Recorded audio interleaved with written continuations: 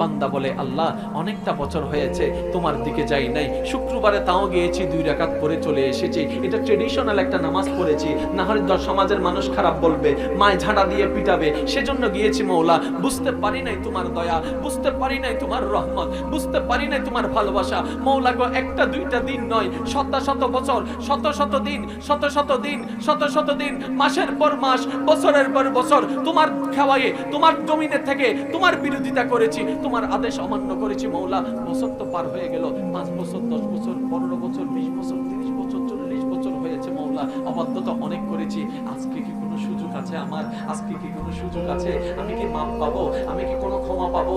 বান্দা যখন বারবার আকুতি মন নিয়ে বারবার বলছে, এবার রব্বা করিমের দরবার থেকে, রব্বে করিমের দরবার থেকে উত্তর আছে, লা তাকনাতু মির রাহমাতিল্লাহ, লা তাকনাতু মির রাহমাতিল্লাহ। সুবহানাল্লাহর আওয়াজ বড় লাগবে।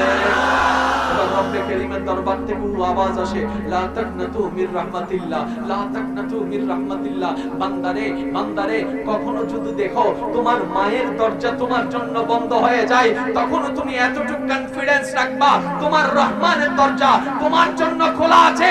বান্দারে, যেই কোনো মুহূর্তে একবার আমার দরবারে এসে বল, মাওলা ভুল করেছি, ক্ষমা করে দাও। আমার আল্লাহ বলে, ইন্নাল্লাহ ইয়াগফিরুয যুনুবা জামিয়া। বান্দারে, তুই ক্ষমা চাইবি একবার, আমি ক্ষমা করে দিব তোর সারা জীবনের গুনাহ।